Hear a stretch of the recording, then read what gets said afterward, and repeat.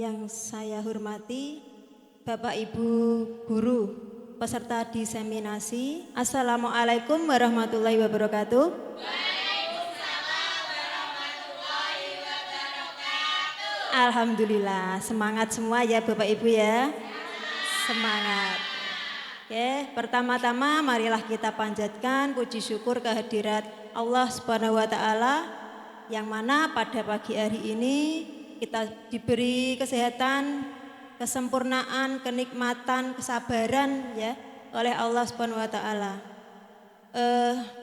Pada kali ini kita akan berdiskusi tentang aksi nyata, yaitu budaya positif di SMK Bina Tunas Bakti Juwana. Di sini saya Dewi Retnawati, SPDSI, calon guru penggerak angkatan 11 Kabupaten Pati, Jawa Tengah. Lanjut. Sebelum kita memulai diskusi pada pagi hari ini, mari kita berdoa dulu menurut agama dan kepercayaan masing-masing. Berdoa dipersilahkan.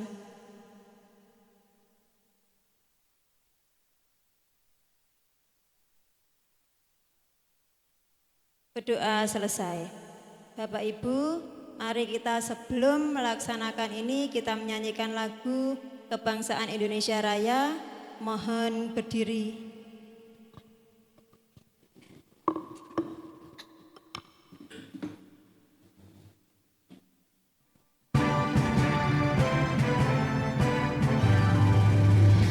Indonesia, tanah airku, tanah tumpah darahku. Di sanalah aku berdiri, jadi pandu ibuku.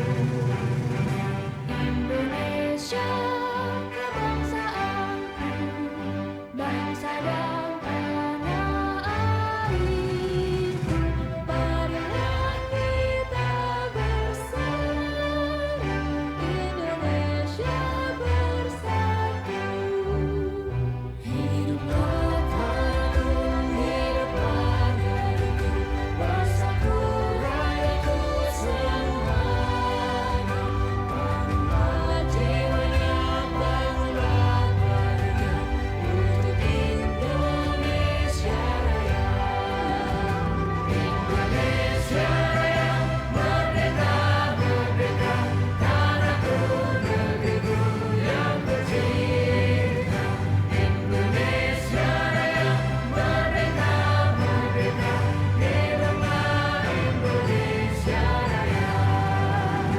Indonesia Raya, merdeka, merdeka, tanahku, negeriku yang tercinta. Indonesia Raya, merdeka, merdeka, hiduplah Indonesia Raya. Bapak Ibu dimohon duduk kembali. Oke, sebelum memulai diskusi pada kali ini, kita ice breaking dulu ya. Ice breakingnya itu senyum selama 15 detik. Silahkan Bapak Ibu Guru berhadap-hadapan. Kok sudah senyum duluan? Yang bapak-bapak sama bapak-bapak, ibu-ibu, Bu Nani sama Bu Riris ya. Kita memandang dulu. Kita senyum sampai kelihatan giginya. Oke. Oke. Bu Nani sama Bu Riris ya.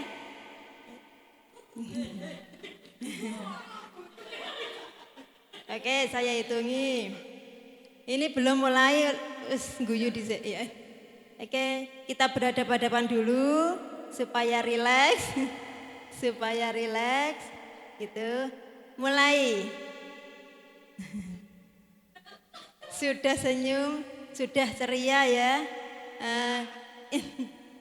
Sudah ceria, bahkan ada yang tertawa gembira sekali. Mudah-mudahan pagi hari ini kita bisa menyerap disiplin positif ini dengan suasana gembira. Tepuk tangan semua buat kita. Oke, terima kasih.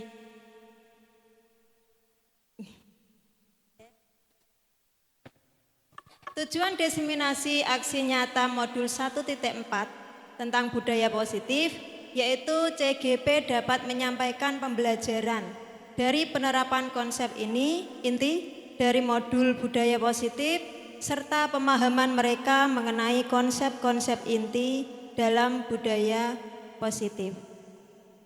Lanjut. Sebelumnya kita adakan kesepakatan forum diseminasi ini dulu nggih Bapak Ibu. Saya mempunyai kalimat pemantik, yaitu yang pertama menghargai siapapun. Jadi nanti misalkan memberikan pendapatnya, berarti harus dihargai. Yang kedua menjadi pendengar yang baik, tetapi jangan hanya mendengarkan ya, harus diresapi ya. 3. Menghargai pendapat orang lain, sama. 4. Mengikuti kegiatan sampai selesai. Yang terakhir boleh makan dan minum dengan tenang. Ada yang perlu ditambah, selalu tersenyum atau apa gitu ya, tapi jangan tersenyum terus, garing. Cukup Bapak Ibu? Ada yang lain? Cukup nggih? Lanjut Bu. Budaya positif. Kira-kira itu budaya positif itu apa? Monggo. Budara mau memberikan tanggapannya. Ya, budaya positif berarti kebiasaan-kebiasaan baik. Budaya berarti kebiasaan. Kebiasaan-kebiasaan baik, betul. Ada lagi? Ada yang mau memberikan suaranya. Bu Farah, jangan mengantuk Bu. Ayo ada?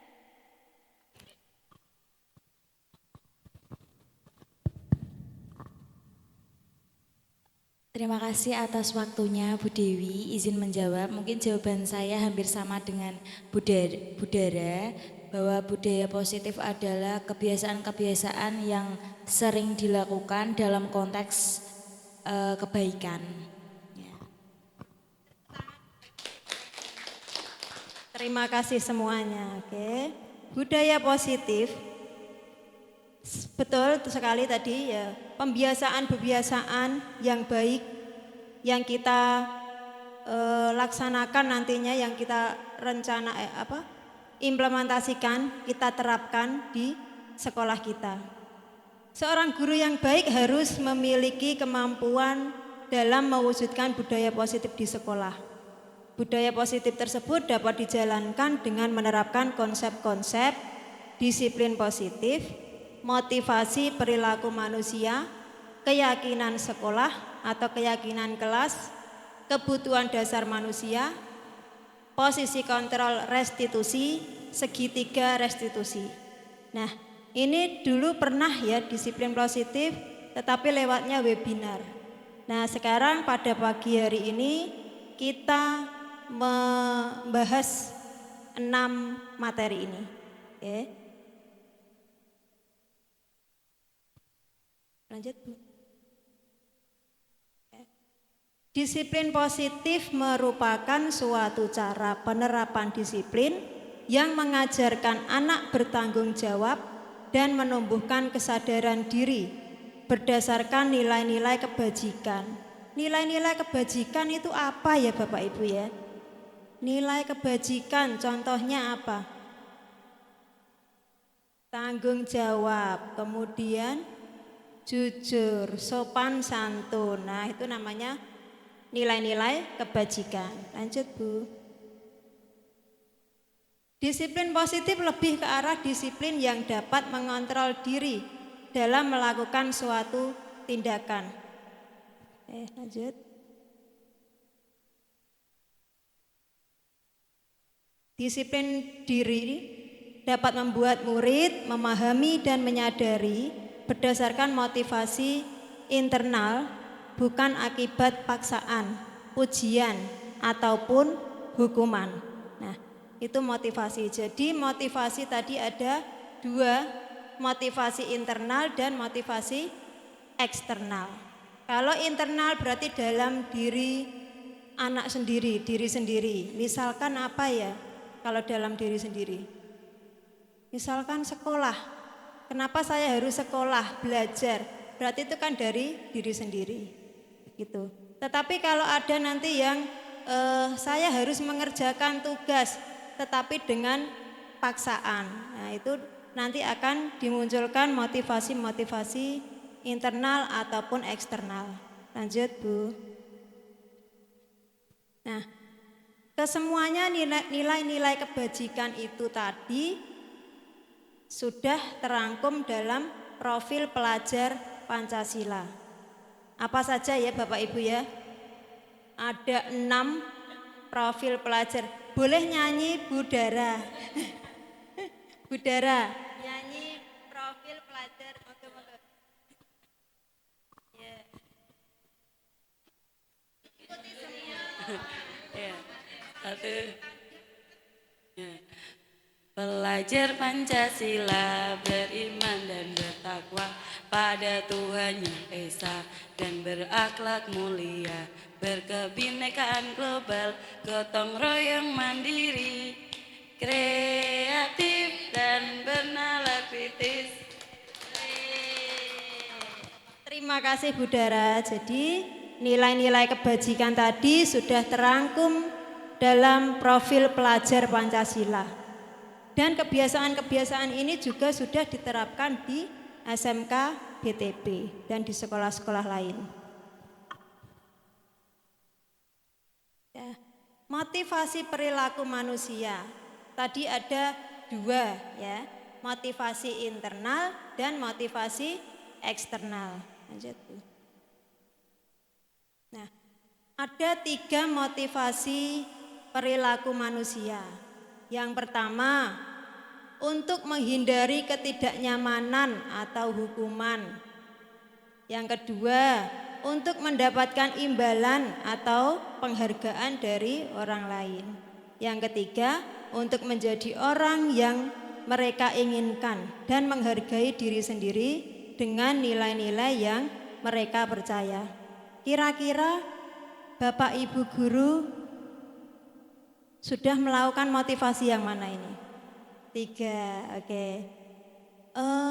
Contohnya misalkan kok saya harus datang tepat waktu di sekolah, tetapi karena teguran, nanti kalau ditegur oleh kepala sekolah, ya. Terus apalagi misalkan mengumpulkan ATPMA, itu paksaan atau dalam diri Bapak dari dalam. Alhamdulillah sudah mengumpulkan semua Bu Farah. Loh, itu bukan dari diri sendiri ya.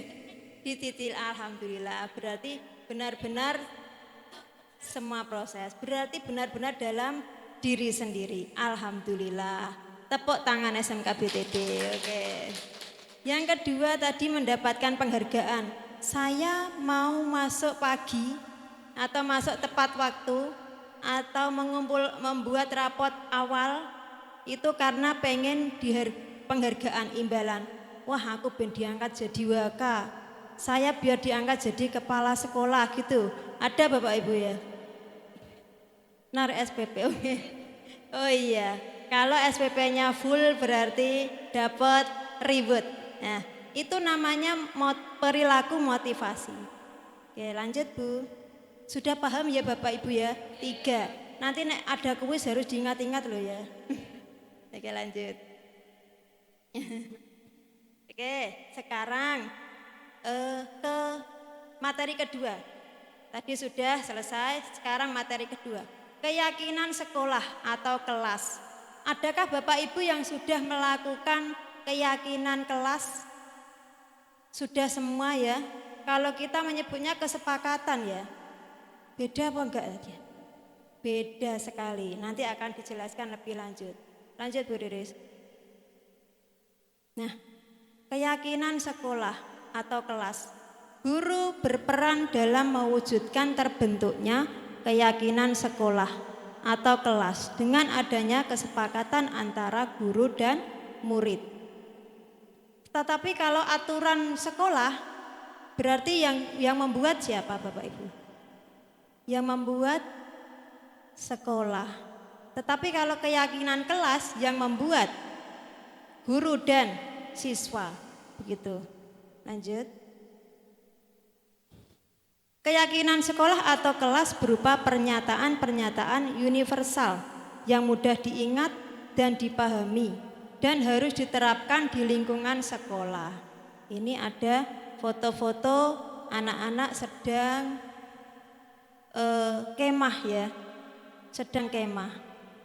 Ada hiking ya. Ada Bapak Ibu guru yang di sini? Oh ada, oke. Bu Vina, Bu Farah. Itu bukan murid ya? Oke, terima kasih Bapak Ibu guru yang sudah membersamai anak-anak didik kita. Sehingga menjadi anak-anak yang berprofil pelajar Pancasila ya. Ada kuat, tangguh, mandiri seperti itu. Itu dalam bentuk-bentuk hiking atau kemah itu ya. Lanjut. Nah, contoh keyakinan kelas ini seperti ini.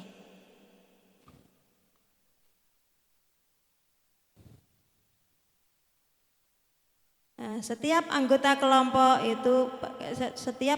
kelas perlu belajar, senang, melakukan tugas, saling menghargai, merasa aman. Itu yang kita butuhkan. Kita butuh apa? Kan kita butuh perhatian juga ya. Nah, ini siswa yang ada di kelas tersebut butuh apa? Gitu ya. Butuh belajar, butuh kesenangan juga. Jadi tidak hanya materi, ceramah dan lain sebagainya. Pastinya akan bosan, ngantuk. Jadi di sela-sela pembelajaran kita selipkan ice breaking dulu. Tidak apa-apa Bu, nanti tidak tercapai tujuan belajar. Tidak. Yang penting kita membuat anak merasa nyaman, merasa senang. Begitu ya Bapak Ibu ya. Lanjut.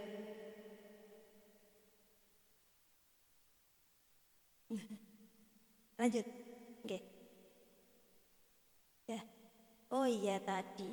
Ini sudah dijelaskan di depan tadi perbedaan keyakinan kelas dan peraturan kelas.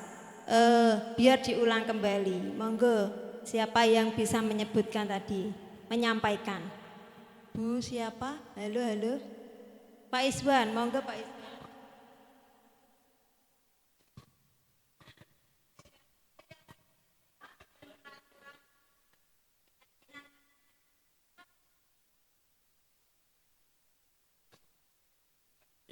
Oke, seingat saya untuk keyakinan kelas itu adalah satu kesepakatan yang dibuat oleh guru dan siswa.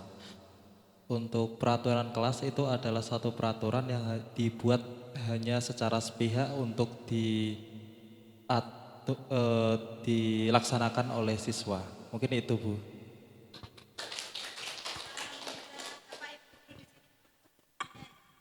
Bagus, alhamdulillah. Lanjut. Ya, tadi ya. Keyakinan kelas adalah kesepakatan yang dibuat bersama antara guru dan siswa untuk menciptakan lingkungan belajar yang positif dan produktif di dalam kelas. Sedangkan peraturan kelas di sisi lain biasanya dibuat oleh guru tanpa melibatkan siswa. Itu yang saya alami sebelum melaksanakan CGP. Saya hanya membuat peraturan sepihak. Nanti kalau siswa yang tidak mengerjakan PR kurangi 10 padahal nilai matematika itu sulit. Yang tidak pakai ikat pinggang kurangi 10. Akhirnya anak-anak itu, Bu habis Bu nilaiku, nggak usah dinilai. Jadi ada anak-anak yang marah. Ada juga yang pinter. Loh Mas, tapi kamu kan nilaimu 100 terus. Ya nggak apa-apa Bu, tapi saya tidak ikhlas kalau nilainya dikurangi. Itu dari 12 TKR 1 itu yang pinter-pinter. Jadi kita harus melakukan dua belah pihak disepakati supaya siswa tersebut nyaman di kelas tersebut. Gitu ya. Contohnya sekarang. Kalau peraturan itu dilarang mencoret-coret meja dan bangku. Keyakinannya, ini kan kalimatnya apa Bu Dara yang berubah bahasa Indonesia? Negatif ya. Sekarang kata-katanya positif. Keyakinan menjaga kebersihan meja dan bangku. Itu nanti tulisannya seperti itu ya. Dilarang berkelahi. Berarti keyakinan kelasnya dibuat saling menghormati teman. Selama ini kita membuat kesepakatan kelas tidak boleh berbicara kotor gitu Bapak Ibu ya. Tidak boleh memakai HP gitu ya. Jadi kita saring lagi ke kalimat positif. Oke, lanjut. Ice breaking dulu. Ada 2 materi tadi ya. Materinya yang pertama apa tadi? Disiplin positif ya. Yang kedua materinya tadi motivasi. Nah, 2 materi kita ice breaking dulu. Ice breakingnya tebak nama pahlawan. Ya Bu, lanjut. Ya Bu, 1. Siapakah dia? Pahlawan ini lahir di Purbolinggo. Bu Maulida. Ayo Bu. Ayo siapa ini ya? Pahlawan yang lahir di Purbolinggo. Jenderal sudah. Buka Bu Riris, jawabannya Bu Riris. Jenderal. Tepuk tangan untuk Pak Iswan. Lanjut ya, nah ini guru PKN ini. Nah, siapakah dia? Ini cluenya enggak tahu cluenya apa ya. Siapa ini ya? Kiai Haji? Ah betul, coba buka. Hasyim Asy'ari. Wih, telah membuktikan bahwa Pak Iswan itu guru PKN. Handal. Lanjut, siapakah dia? Pahlawan ini berperan penting saat pertempuran 10 November. Siapa Bapak Ibu? Bung Tomo, coba. Duh, Sungkono ya. Mas Kon, bukan. Iya. Ada lagi enggak ya? Lanjut Bu. Wah, masa enggak tahu sih sosok pahlawan satu ini? Siapakah dia?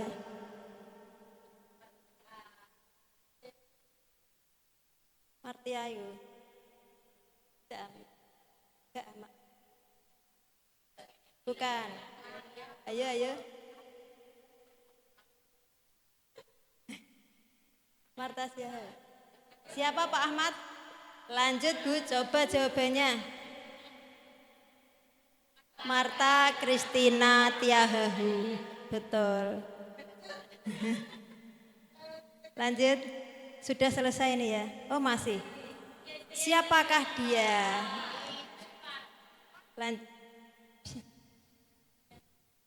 Yang ini saja Bu, yang depan, yang paling depan. Ki Hajar Dewantara. Tapi namanya siapa? Coba dibuka. Iya, Raden Mas Suwardi Surya Ningrat. Ki Hajar Dewantara. Ini yang berperan penting dalam pendidikan Indonesia. Oke, lanjut. Oke.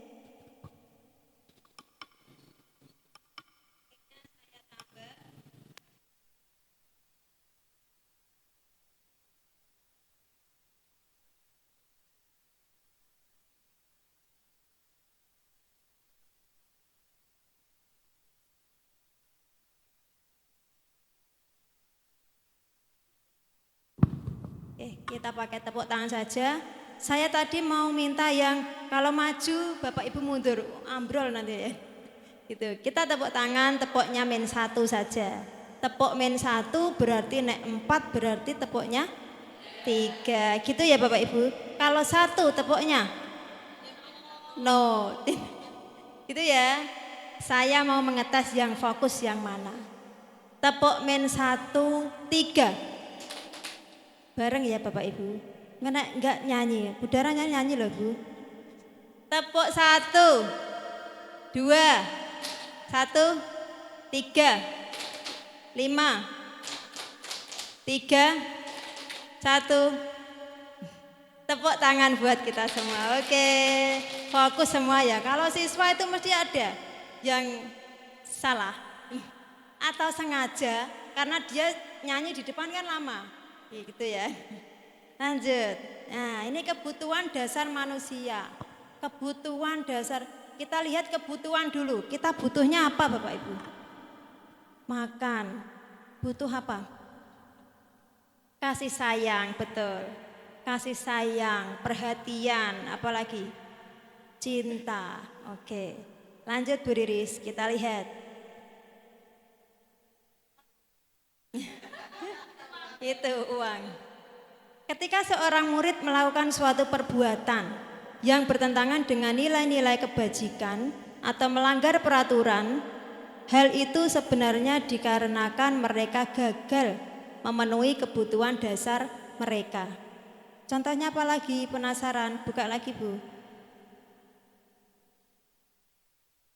Nah, kebutuhan dasar manusia itu adalah bertahan hidup. Benar Bu Dara, makan ya Bu ya. Orang makan ya wassalam. Dua, kasih sayang, betul tadi Bu Riris, kasih sayang dan rasa diterima. Tiga, penguasaan, dia merasa berkuasa, itu ada sifat seperti itu ya. Empat, kebebasan, ini siswa aja kalau di kelas, ayo Bu pulang, nah, itu namanya kebebasan. Ya enggak boleh, yang negatif enggak boleh, kalau bebas, positif boleh. Kesenangan gitu ya, lanjut.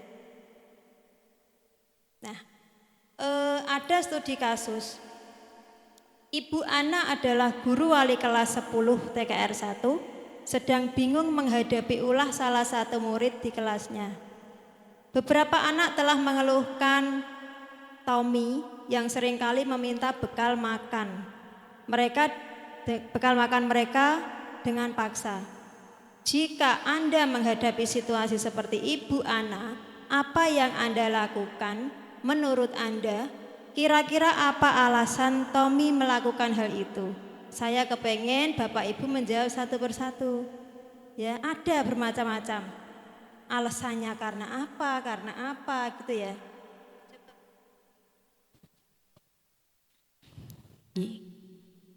Ya, jika saya selaku wali kelasnya Tommy, mungkin saya akan melakukan pendekatan kepada Tommy dulu. Kira-kira alasan dia melakukan itu kenapa? Apakah memang dia tidak punya uang untuk membeli makan, atau memang dia sengaja ingin mencari perhatian kayak gitu Bu ya.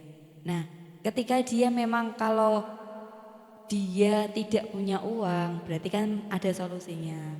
Bisa diajak makan siang kayak gitu. Tapi kalau dia memang cari perhatian karena dia ingin diperhatikan oleh gurunya, ya berarti kita ngasih pengertian ke dia bahwa hal semacam itu tidak baik. Kecuali kalau dia minta secara baik-baik dan temannya ridho, itu tidak masalah. Mungkin dari saya seperti itu.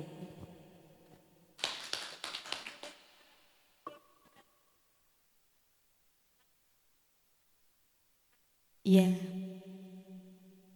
Iya.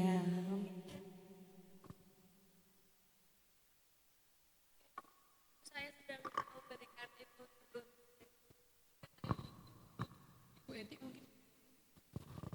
Terima kasih atas waktunya. Kalau menurut saya, Tommy ini kemungkinan uang sakunya terbatas pertama. Nggih. Atau mungkin orang tuanya tidak masak di rumah gitu. Nggih. Sekian dari saya. Gitu, ya. Terima kasih.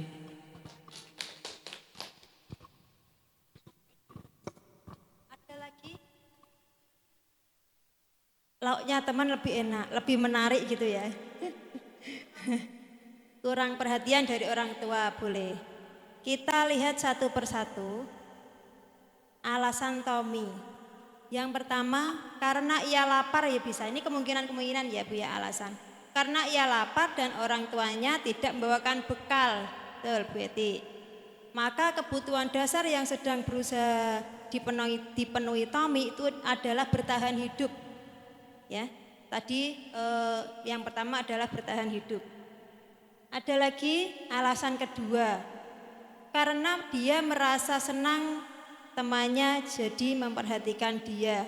Betul apa kata Bu Riris, dia butuh perhatian Maka kebutuhan dasar yang sedang dipenuhi Tommy adalah kebutuhan akan kasih sayang dan rasa diterima.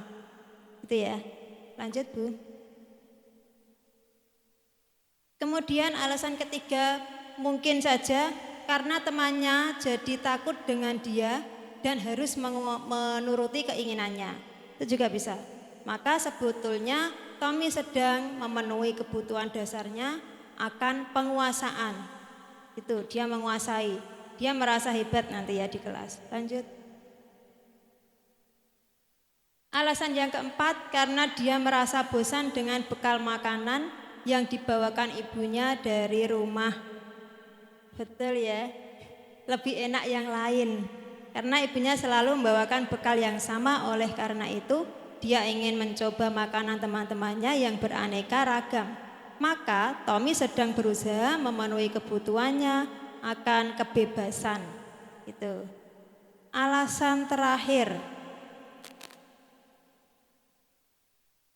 karena ia melakukannya iseng saja, dan ia ingin menikmati ekspresi wajah teman-temannya yang kesal. Ini sering sekali nih di murid kita ya. Dia hanya usil gitu ya. Karena diambil makanannya dan menurut dia ekspresi teman-temannya itu lucu. Maka berarti Tommy sedang berusaha memenuhi kebutuhannya akan kesenangan. Nah, siswa ini adalah kelas 12 TKR 1. Suaranya Masya Allah menggelegar sekali. Jadi dia sepertinya kepengen perhatian gitu. Ini namanya Yuda ya.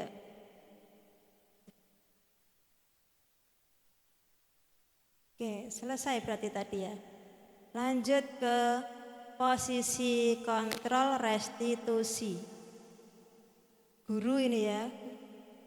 Posisi itu artinya apa ya? Posisi kontrol tempat kedudukan gitu ya. Nah, posisi kontrol restitusi, kira-kira restitusi ada yang tahu enggak ya Bapak Ibu ya? Yang tahu Bu Dara sama Bu Riris ya, restitusi itu apa? Tetapi nanti kalau kita akan bahas, kita menjadi tahu, oh saya pernah melakukan itu, gitu ya Bu Riris ya. Oke. 5 posisi kontrol. Yang pertama, guru sebagai penghukum. Sering kita lakukan apa tidak? Tidak. Oh sering. Jangan Bu. Sudah. Guru penggerak udara. Yang kedua, guru sebagai pembuat merasa bersalah. Ya ada ya. Kamu itu loh Mas, kok enggak kasihan Bu Dewi? Bu Dewi sudah mengusahakan bagaimana caranya gitu ya, membuat merasa salah. Guru sebagai teman. Guru sebagai teman gimana ya? Halo bro ngono. Guru sebagai teman itu akrab. Guru sebagai pemantau. Pemantau apa? Ngawasi. Guru sebagai manajer. Manajer itu bagaimana? Kira-kira posisi yang paling baik kita sebagai guru itu yang mana? Gitu. Manajer. Kita lihat satu-satu. Mau contohnya enggak Bapak Ibu ya? Contohnya Bu, ada enggak Ibu?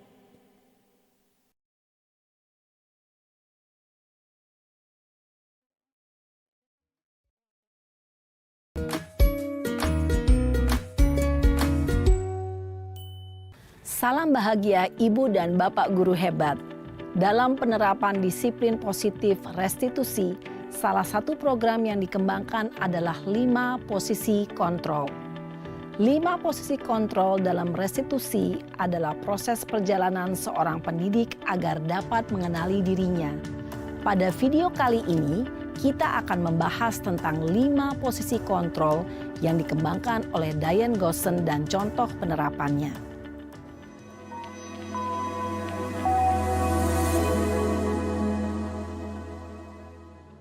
5 posisi kontrol itu adalah 1. Posisi penghukum. 2. Posisi pembuat merasa bersalah. 3. Posisi teman. 4. Posisi pemantau atau monitor. Dan 5. Posisi manajer. Untuk lebih memahami kelima posisi tersebut, mari kita saksikan kasus Naren yang terlambat hadir 20 menit di sekolah dan melihat bagaimana kelima posisi kontrol dalam menghadapi masalah tersebut.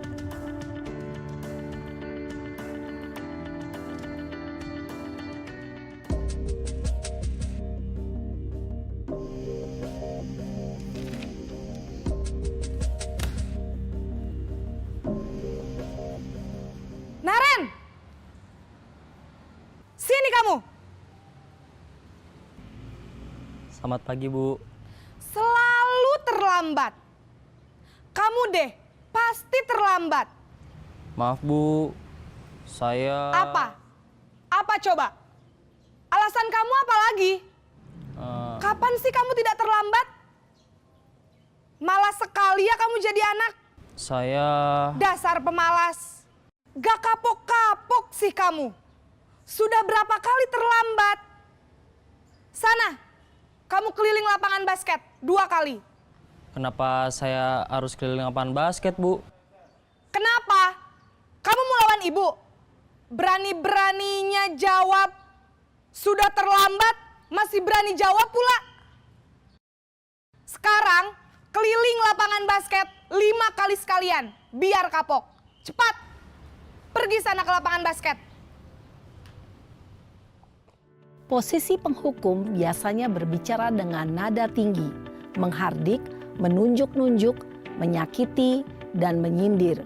Hukuman bisa berupa fisik maupun psikis. Ibu dan bapak guru hebat, dampak yang terjadi pada murid ketika guru berada pada posisi penghukum adalah murid cenderung akan memberontak, bahkan menyimpan dendam.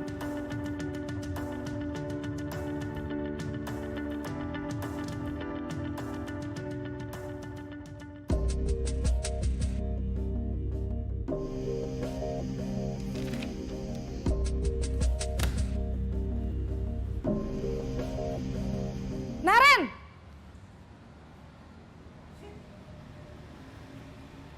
Selamat pagi, Bu. Naren. Kamu kenapa terlambat lagi, Nak? Ya Tuhan, Naren. Kamu senang ya bikin ibu susah ya? Kalau kamu terlambat lagi, nanti ibu yang ditegur bapak kepala sekolah, Nak. Disangka ibu tidak bisa membina kamu. Duh, gimana ini? Maaf, Bu. Duh, Gusti Naren. Kamu suka ya kalau ibu ditegur bapak kepala sekolah? Terus, sekarang ibu harus tulis apa ini di buku absen? Ini kamu sudah sering terlambat loh. Ibu harus apa coba? Maaf, Bu. Maaf sekali. Ya sudah, lain kali jangan bikin ibu susah lagi ya, Nak ya. Ibu tidak akan kuat lagi kalau kamu begini terus.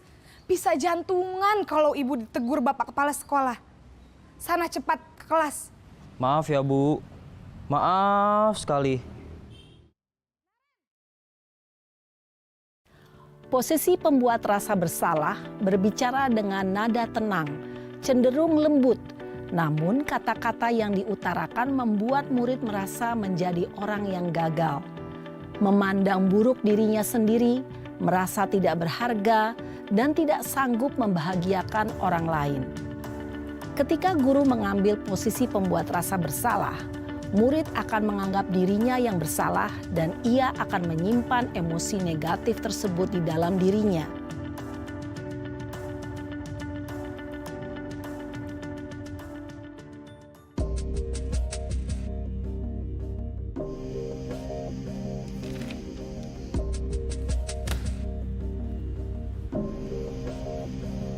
Naren!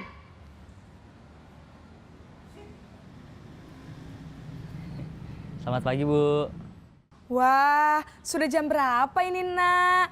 Terlambat lagi ya, sayang. Iya, Bu. Habis ibu saya lupa bangunkan saya, Bu. Kamu malah menyalahkan ibu kamu. Kamu bukannya anak yang larinya paling kenceng. Kok terlambat sih? Iya, Bu. Saya memang terlambat bangun tadi. Jadi, biarpun saya lari kencang, tetap gak kekejar, Bu. Ya sudah sana, nanti lain kali larinya lebih kenceng lagi ya. Biar gak terlambat lagi. Bikin seneng ibu, demi ibu. Bisa kan? Bisa lah, Bu. Ya sudah sana masuk kelas. Ibu beresin urusan absen kamu. Kamu ini ada-ada saja. Dalam posisi teman, guru berbicara dengan nada suara ramah, akrab, cenderung bersenda gurau untuk menjaga suasana tetap santai. Murid akan merasa senang, aman, dan akrab dengan guru. Identitas yang tercipta adalah identitas sukses atau berhasil. Namun, perlu diingat, karena ini masih dorongan eksternal, maka ada faktor ketergantungan dari murid kepada orang tertentu. Di sini guru absennya, sehingga di lain waktu murid bisa berperilaku baik, namun hanya kepada orang-orang tertentu saja.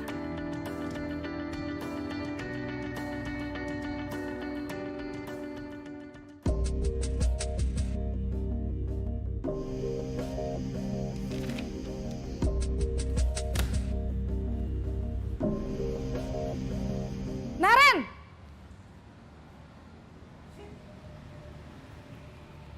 Selamat pagi, Bu. Naren, apa peraturan sekolah kita tentang jam berapa kita harus masuk sekolah, nak? Kita harus di sekolah jam 7, Bu. Iya, betul. Sekarang sudah jam 7.20. Naren sudah tahu konsekuensinya jika terlambat hadir. Paham, Bu. Saya harus tinggal kelas pas jam istirahat selama 20 menit. Iya, benar. Konsekuensinya demikian. Jadi nanti jam 9.30 pas istirahat, kamu harus tinggal di kelas, kerjakan tugas tambahan untuk ketertinggalan kamu, ya? Baik, Bu. Posisi pemantau mengandalkan penghitungan atau data untuk mengontrol murid. Guru mengarahkan murid berdasarkan peraturan dan konsekuensi. Seorang pemantau menunjukkan bahasa tubuh dan ekspresi wajah yang datar dan cenderung formal.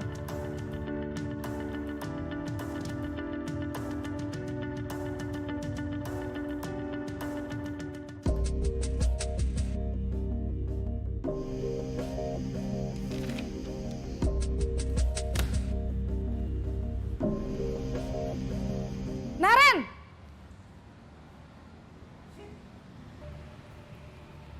Selamat pagi, Bu. Selamat pagi, Naren. Maaf, Bu. Saya terlambat. Iya, sekolah masuknya jam 7, sekarang sudah jam 7.20. Jadi sekarang bagaimana ini, Naren? Maaf, Bu. Saya lupa setel alarm saya semalam. Baiklah, menurut kamu, keyakinan sekolah yang mana yang perlu kamu tingkatkan? Menghargai diri sendiri dan orang lain mungkin ya, Bu. Setuju. Jadi, apakah Naren meyakini prinsip saling menghormati tersebut? Iya, Bu. Saya meyakininya. Apakah Naren bersedia memperbaiki masalah keterlambatan ini? Bersedia, Bu. Bagaimana kamu akan perbaiki masalah keterlambatan ini? Saya akan coba untuk tidak lupa menyetel alarm saya, Bu.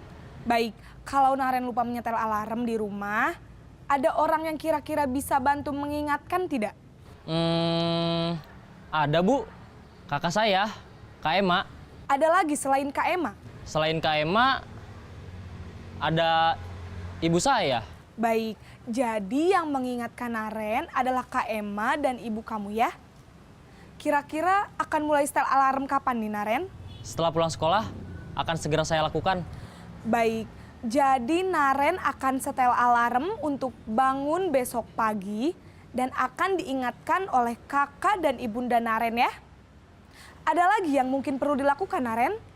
Agar tidak terlambat bangun lagi.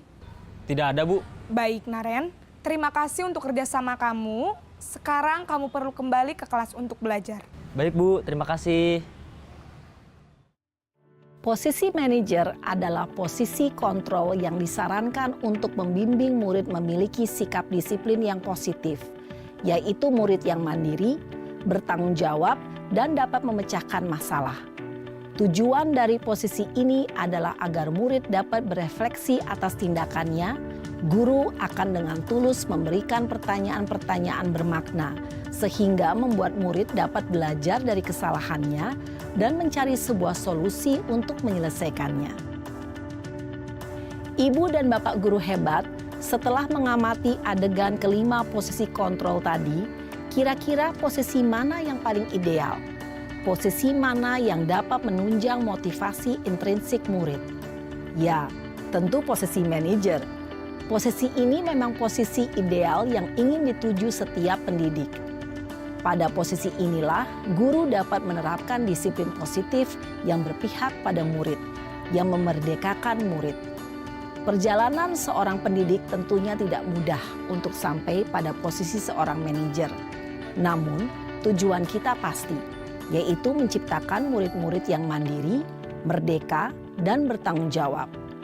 Semoga penggambaran 5 posisi kontrol yang telah diperlihatkan ini dapat menjadi ajang refleksi bagi kita semua, agar dapat terus mengasah dan menerapkan disiplin positif yang memerdekakan murid. Mari terus berlatih dan bersemangat. Selamat menerapkan.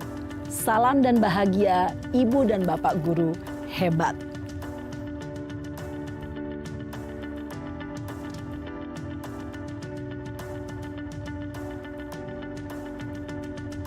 Jadi itu tadi contoh 5 posisi kontrol. Jadi yang paling disarankan adalah posisi manajer. Betul sekali. Ini tadi sudah dijelaskan satu persatu oleh video tadi. Lanjut Bu Riris. Ya. Di antara kelima posisi kontrol berarti sebagai manajer. Lanjut. Sebagai manajer, guru dapat berbuat sesuatu bersama murid, mempersilahkan murid bertanggung jawab, dan mendukung murid agar dapat menemukan solusi. Lanjut. Selain itu, posisi manajer mengacu pada restitusi yang dapat menjadikan murid sebagai manajer bagi dirinya sendiri, sehingga dapat tercipta identitas positif pada diri murid. Lanjut Bu. Nah, segitiga restitusi tadi. Restitusi tadi apa ya? Lanjut Bu Riris. Restitusi itu adalah proses penciptaan kondisi bagi murid untuk memperbaiki kesalahannya, sehingga mereka bisa kembali pada kelompoknya dengan karakter yang lebih kuat. Lanjut. Ada tahapan dalam segitiga restitusi. Yang pertama, menstabilkan identitas. Kedua, validasi tindakan yang salah. Kemudian yang ketiga, menanyakan keyakinan. Lanjut Bu Riris. Nanti akan ada contohnya lagi. Contoh praktek segitiga restitusi. Bu Dewi adalah wali kelas dari kelas 12 TKR 3. Pada waktu istirahat, Bu Dewi diberi informasi oleh guru bahasa Jawa bahwa siswanya yang bernama Agus tertidur saat pembelajaran. Kemudian sebagai wali kelas, Bu Dewi memanggilnya ke kantor. Saya mencoba menerapkan posisi manajer. Ada 3 tahap segitiga restitusi tadi ya. Yang pertama tadi menstabilkan, yang kedua validasi, ketiga keyakinan. Coba Bu. Di bawah mana? Oke, kita jelaskan dulu satu persatu.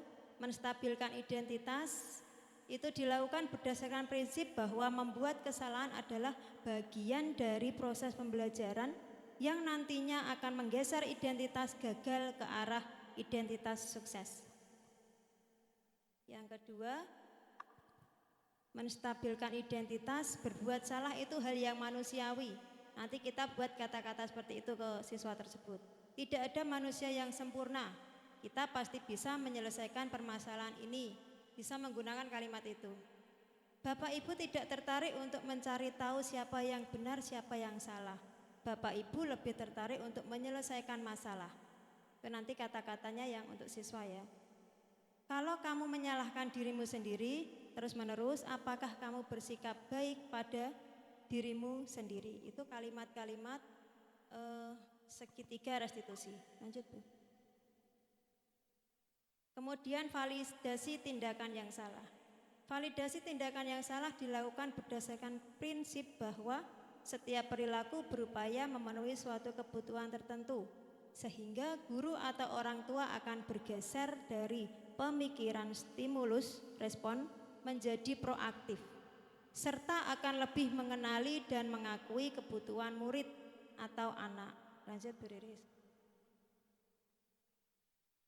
Kemudian validasi tindakan yang salah, kalimatnya, kamu pasti punya alasan mengapa kamu melakukannya. Itu kalimat-kalimat yang diucapkan ke anak. Apa yang penting bagi kamu? Kamu boleh tetap berusaha menjaga sikap itu, tapi tambahkan sikap yang lain, gitu ya. Lanjut, Bu. Menanyakan keyakinan. Menanyakan keyakinan dilakukan dengan memberi pertanyaan-pertanyaan bermakna kepada murid atau anak untuk memunculkan motivasi secara intrinsik sehingga mampu mengaitkan keyakinannya dengan tindakan yang salah. Lanjut, Bu. Pertanyaan keyakinannya, apa nilai yang kita percaya di sekolah kita? Nilai-nilai apa yang telah kita sepakati? Kelas yang ideal itu seperti apa sih? Itu nanti pertanyaan-pertanyaan ke siswa. Ya, lanjut. Selamat siang, Bu. Ya, selamat siang. Ya, silakan duduk, Mas. Oke, Bu.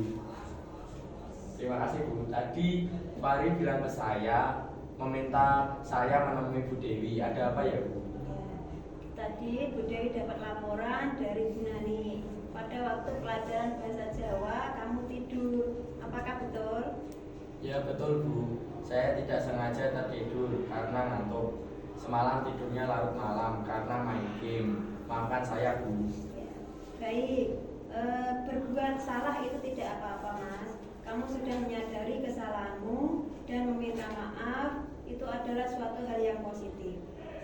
Jadi Agus tadi alasannya karena tertidur karena semalam main game sampai larut malam ya. Iya, Bu. Ya. Menurut Agus, apa sih manfaat game? Untuk hiburan, Bu, seru-seru, mabar sama teman-teman. Oke, baik.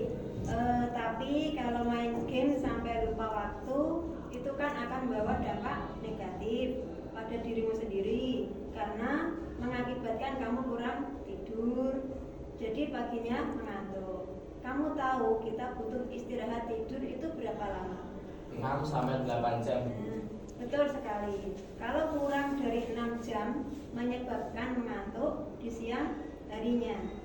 Apakah tidur di saat jam pelajaran itu sesuai dengan keyakinan kelas yang telah kita sepakati kemarin?